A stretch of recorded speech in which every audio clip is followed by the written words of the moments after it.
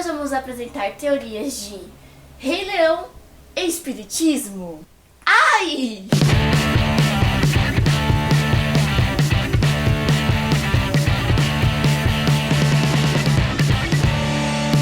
Oi, boys and girls, tudo bem com vocês? Aqui quem fala é Carol Oliveira do canal Meninas Espíritas e está começando mais um vídeo. Hoje nós vamos falar de teorias de Rei Leão e Espiritismo. Mas antes de começar aí, já deixe seu like e já se inscreve aqui no canal também. Bom, meninos e meninas, todo mundo aqui já deve ter visto esse filme. Quem é da minha época, né, da época raiz, já rebobinou aquela fita verde 10 vezes no dia pra assistir Rei Leão. E pra você que não assistiu, bom, bora assistir aí agora que tá rolando live action no cinema e tá top. E aí, assistindo esse filme, eu resolvi aqui escrever e teorizar e pensar em teorias de Espiritismo e Rei Leão. Então, de novo, talvez seja uma brisa muito louca aqui, mas eu acho que vai valer a pena. Lembrando que, né, os personagens são animais. Eu vou falar aqui, tipo, de teorias, assim, de provas e expiações e tudo mais. Mas vamos olhar os animais como se fossem nós mesmos, entendeu? E essa pegada deles já usarem animais para representar todos esses dramas e tudo o que acontece é algo que a gente consegue usar para nossa vida.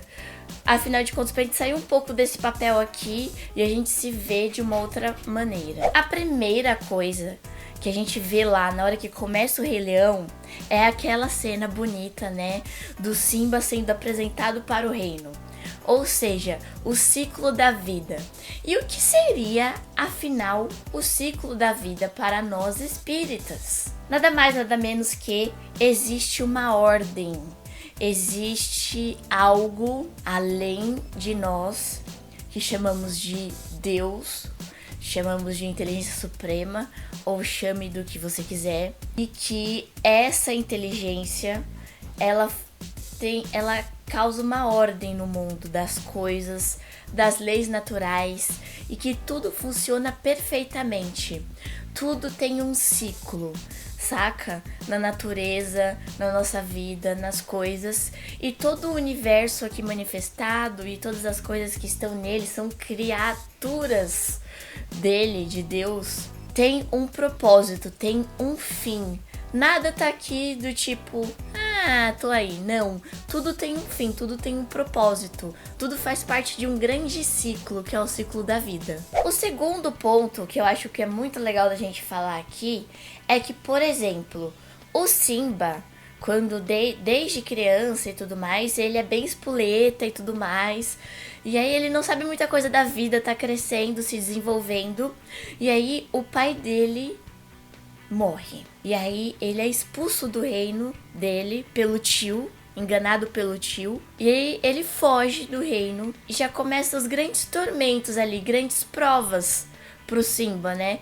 Tipo, sendo uma criança, um filhote, passando por diversas tribulações da vida já, né? Ou seja, as provas e expiações da nossa vida. E ao longo da existência do Simba, ele passou e experienciou várias coisas, né?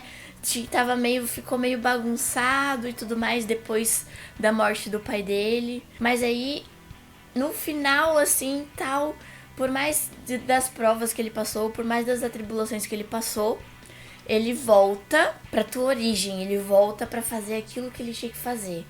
Ou seja, diante de todas as provas que ele teve, ele conseguiu cumprir a sua missão, que era voltar a ser o rei ali. A terceira cena que eu acho muito simbólica e muito emocionante e especial é a cena em que o Simba, ele fala com seu pai. Ele encontra Rafiki, que é aquele macaquinho tal, que é o grande mestre, assim, lá da tribo dele, das terras dele.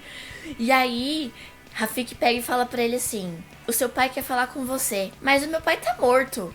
Aí Rafiki fala, ninguém morre de verdade. Ou seja, tem um pouco aí da ideia de reencarnação, de que somos espíritos imortais e que estamos aqui pra evoluir e tal, só que a gente a morte é só uma passagem. E a segunda coisa que é mais legal dessa passagem é o momento que o Simba consegue falar com o pai dele. Ou seja, mediunidade, comunicação entre os dois planos e tudo mais, porque o Simba fala com o pai dele e o pai dele dá uma mensagem, fala: volta pra tua casa, porque você tem que assumir o seu lugar no ciclo da vida. Ou seja, você tem que fazer o que você veio fazer aqui no mundo. Colocando também o Rafiki aí, se a gente for pensar, o Rafiki é uma figura de um grande mentor ali do Simba, né? Ele era um grande mestre, assim, né? Vamos dizer, lá da terra do Simba, porque, por exemplo, se vocês prestarem atenção, ele sempre estava muito ligado com algo maior, com alguma espiritualidade maior que dava sinais para ele.